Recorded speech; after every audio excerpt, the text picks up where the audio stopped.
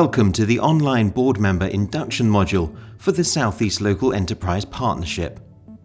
The purpose of this video is to provide strategic board members with an overview of their responsibilities and to explain the LEP operations. We'll cover the following topics: principles of governance, including the Nolan principles of public life, the different elements of the South East LEP and how they interact, directors' responsibilities, including delegating to substitutes, board member information relating to declaring interests, and the role of the accountable body. Before continuing, please make sure you read the Board Member Handbook and Guide to Governance. You'll also be asked to complete a register of interests prior to joining the board. There is an induction guide to accompany this online module, which we will refer to as we go along. You will be prompted to pause the video at the end of each section so you can read the additional information. This training will be reviewed annually, so we may ask you to repeat this after a year, but we'll let you know if that's the case. It's important to understand the role of the LEP and its unique place in the South East as a partnership between the public sector, education and business. The South East LEP is one of 38 partnerships across England. It represents the largest LEP outside of London in terms of population and economic output. It was established to provide a clear vision and strategic leadership to drive sustainable private sector-led growth and job creation in the South East. The LEP covers established and distinct economic areas in East Sussex, Essex, Southend, Thurrock, Medway and Kent. It has a policy of open and transparent governance underpinned by an assurance framework. CELEP is used as a colloquial term and applied to different groups of people and organisations. Legally, the LEP is registered under the name South East LEP Limited at Companies House as a company limited by guarantee. The Board of Directors of South East LEP Limited is also known as the Strategic Board. South East LEP brings together businesses, councils, further education, universities and other industry players in a genuine partnership for growth. It decides the priorities for investment in activities like skills, business support, transport links, business facilities and housing as part of an integrated approach to growth and infrastructure delivery. The South East LEP works with its partners to pursue and attract major investment into the CELEP area to deliver significant economic growth, working in partnership with central government and its key agencies and other local partners. We use the scale of our LEP to maximise private, public and community investment. In doing so, we will build strongly on plans developed with local business experience and market knowledge across our functional economic areas to deliver and target growth.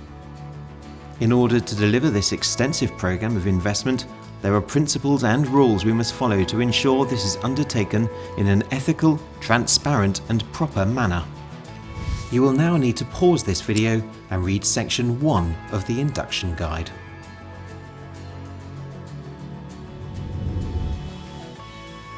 Governance is not a checklist, it is embedded in everything that we do. The overarching principles that we use are called the Nolan principles, which normally apply to public office holders only, but as the LEP manages large amounts of public money, these principles also apply to the LEP, including all officers and board members. The principles are: you should act solely in terms of the public interest. You must avoid placing yourself under any obligation to people or organisations that might try inappropriately to influence you in your role. You should not act or take decisions in order to gain financial or other material benefits for yourself, your family or your friends. You must declare and resolve any interests and relationships. You must act and take decisions impartially, fairly and on merit, using the best evidence and without discrimination or bias. You are accountable to the public for your decisions and actions and must submit yourself to the scrutiny necessary to ensure this. You should act and take decisions in an open and transparent manner. Information should not be withheld from the public unless there are clear and lawful reasons for doing so. You should be truthful. You should exhibit these principles in your own behaviour. You should actively promote and robustly support the principles and be willing to challenge poor behaviour wherever it occurs. These principles underpin all CELEP policies, and by following these you are unlikely to experience any issues regarding governance requirements. Perception is as important as action. As we are handling high amounts of public money, it is crucial for us to both do the right thing and be seen doing so. For example, it would be inappropriate for a board member or a company they work for to hold a contract with the CELEP Limited, even if the board member does not feel they are directly involved. You will now need to pause this video and read section 2 of the Induction Guide.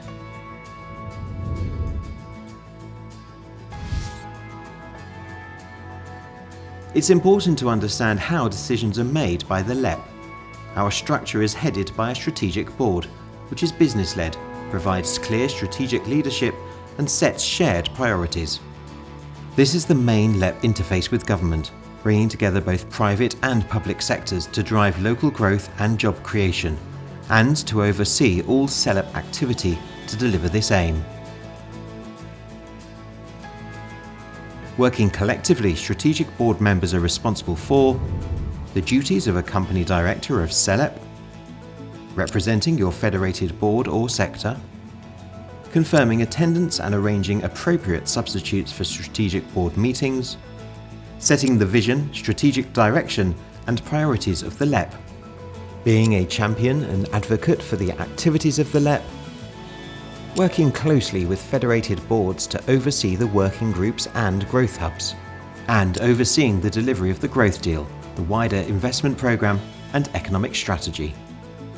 The strategic board recognises the very important role of democratic accountability, especially with regard to spending public funds. That is why the 3 county councils and 3 unitary councils in the CELEP area have come together to form a board that supports our activities and ensures that due process has taken place before any public funds can be invested. The Accountability Board considers decisions that relate to funding associated to CELEP or other related decisions. It is not a sub-board of the LEP, but pays very close regard to our wishes and advice, and vice versa. The Investment Panel is a subcommittee of the Strategic Board. It prioritises projects across the CELEP area, after initial sifting by federated boards. This panel meets on an ad hoc basis as required. CELEP operates a federated model of 4 local LEP boards by geographical area, which allows for strategic understanding and project prioritisation at a local level. They are Success Essex, which covers the west, mid and northern part of Essex, Opportunity South Essex, covering South Essex, including Southend and Thurrock, the Kenton Medway Economic Partnership, and Team East Sussex. We have a secretariat team who provide impartial advice and support to all CELEP board members. The team's responsibilities include overseeing the working groups, making recommendations to the strategic and accountability boards, providing impartial advice to all board members, engaging with the federated boards, ensuring appropriate engagement with stakeholders, local partners, neighbouring LEPs and central government, and carrying out the day-to-day business of the LEP. You will now need to pause this video and read section 3 of the Induction Guide.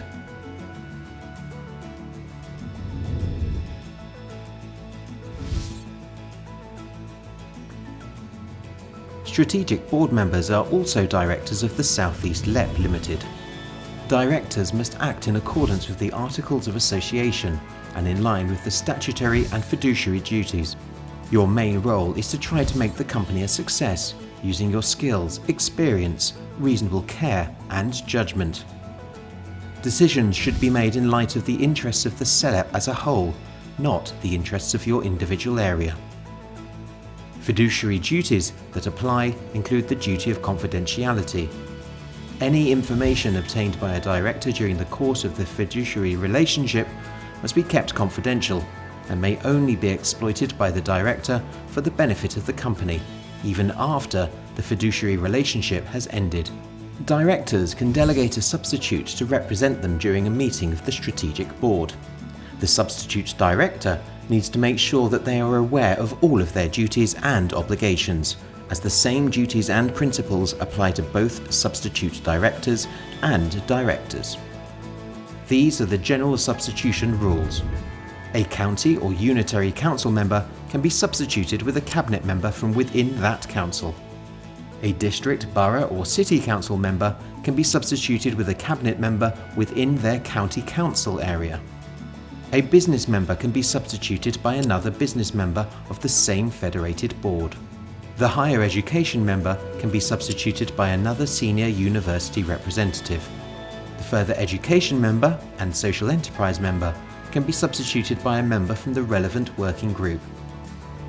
It's important for a director to act in accordance with company law and the Articles of Association, as legal action can be taken for a breach if the director acted in a way that was misleading or dishonest. Please note that the LEP has director insurance in place. You will now need to pause this video and read section 4 of the induction guide.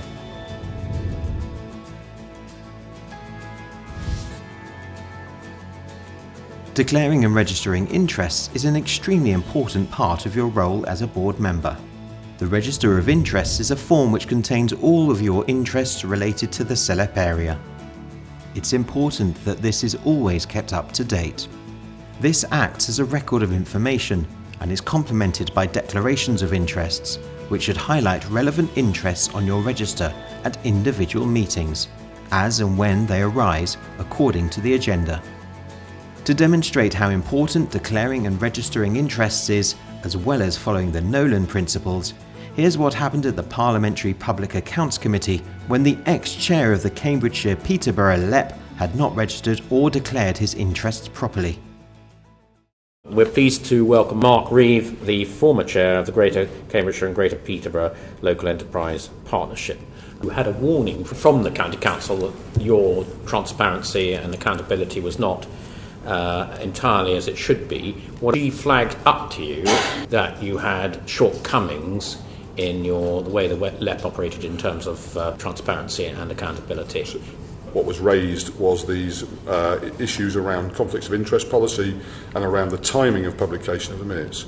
And those were raised and those matters were dealt with. But your board must have had concerns, didn't it? Because it took legal advice. You must, or somebody on your board must have had concerns that you were not still fully compliant. Why was that? The advice and other matters were brought to the attention of the LEP by CLG local colleagues, and that advice was taken around those specific matters, but it wasn't with regard to compliance with the National Reform Framework. I thought it was to do with your conflicts of interests and whether they needed to be disclosed under the Nolan principles. So the conflict of interest that was considered in respect of my position has been clearly played out through legal advice, both to DCLG and indeed to the LEP, and that is a matter of fact and evidence, and there's nothing further to be said about that from my perspective. The Director of Land and Estates and Local Government, which was a partnership of Bays and DCLG, wrote to you asking you to explain your conflict of interest in the MMU UK site at Alconbury.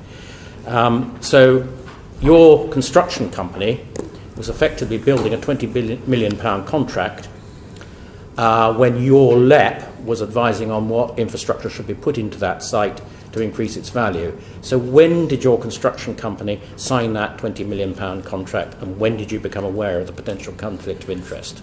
Chair, I refer you again to my earlier point. This has been played out some time ago, and advice has been taken both by CLG and the Enterprise Partnership, and both found the same. There was no conflict of interest. Well, can you explain how there could not possibly be a conflict of interest? Your construction company was building a site on which your LEP was advising and putting in funds to the infrastructure which was increasing the value of that site. So how can there not have been a conflict of interest?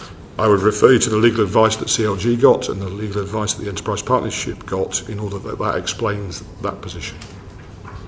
Can you just briefly summarise that for us? I don't have that before me, and that is a matter of evidence, and there you have it. But from a perception point of view, would you accept that that could be seen as being an improper misuse of the responsibilities of the LEP? Perception is a matter for oneself. Three, one of the Nolan principles is one of openness. So why have you consistently refused to answer the question when your company signed that £20 million contract on that site? Because that was the point, surely, when you realised there must have been a conflict of interest. So I put the question to you again. When did your company sign that contract? That matter has been dealt with prior to this. I don't care where it's been dealt with. Will you please answer the question to the committee this afternoon? When did your company sign that contract? That matter has been dealt with outside of this committee. It's a very straightforward question, because at that point it must have become clear, in the interest of openness and the Nolan principles, that there must have been a conflict of interest. You've resigned, the LEP's now in deep trouble. Surely the people of Cambridgeshire are entitled to know the answer to that question. It's a private matter, it is not relevant, and there was no conflict of interest. It's not a private matter at all. Well, you were chairman of a body that was administering considerable sums of public money to the good people of Cambridgeshire and beyond. They are entitled to know whether that public money was being distributed in a system of fairness and openness and transparency. So I ask you the question again. When did your company sign that contract? I'm not at liberty to answer that question. The reality is that matter has been dealt with by the legal advice through DCLG and through the Enterprise Partnership. Well, I would say it hasn't been dealt with, and therefore I think you're covering it up. It is better to over-declare your interests if in doubt. You should consider the agenda of the meeting when you receive it and email the Secretariat in advance of the meeting to declare any interests you may have. These should already be contained in your Register of Interests. Substitutes should register and declare their own interests as well as the director they are representing. If your interest is of a financial nature, it is likely that you or your substitute, if applicable, will have to leave the room during the discussion of that item and not vote. And don't forget, if you're not sure whether you need to declare something, just ask the Secretariat team. You will now need to pause this video and read section 5 of the Induction Guide.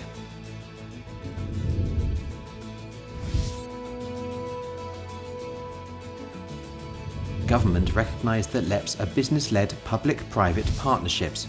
However, they are also entrusted with significant public funds, and as such are required to have the necessary systems and processes in place to provide assurance that they are operating transparently, with accountability and providing value for money. In recognition of this, every LEP is required to have an accountable body to undertake this assurance role. The accountable body is a county or unitary authority in the LEP area, which for the CELEP is Essex County Council. When CELEP Limited was established as a company limited by guarantee, it was agreed that no financial transactions would go through the company and that these would continue to be managed through the accountable body. The accountable body's role therefore includes a finance function, which involves holding and managing the public funds paid by government and other agencies on behalf of CELEP Limited. It also provides a support function, delivering technical advice on the relevant law, highlighting risks associated with pursuing a particular course of action, and drafting funding agreements and other contracts. The accountable body also has an oversight function of the LEP governance to ensure transparency and compliance with the assurance framework. Scrutiny arrangements are also reviewed to ensure that the checks and report requirements are met. This includes retaining appropriate documentation on decisions around funding.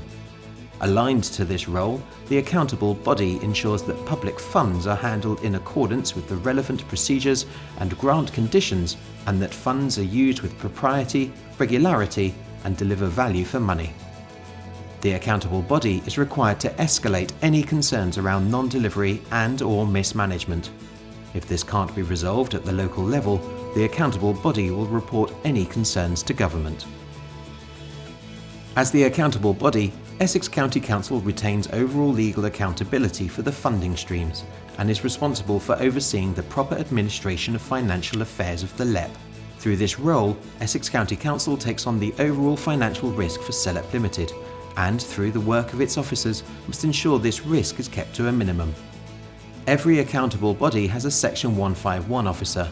This is a statutory role with responsibilities for overseeing the proper administration and financial affairs of the Council, including those in relation to the LEP. The Section 151 officer also has a duty to report any unlawful financial activity involving the Council and the LEP.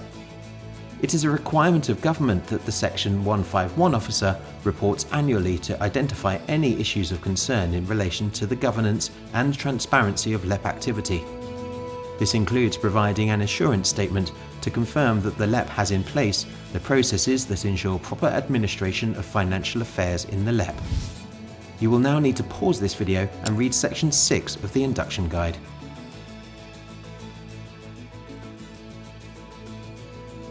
We hope this video has been useful.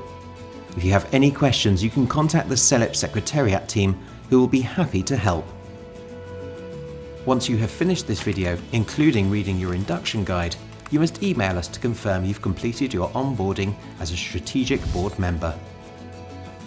We are delighted to be working with you to deliver economic growth for the South East and look forward to welcoming you to our next board meeting as part of the South East Local Enterprise Partnership.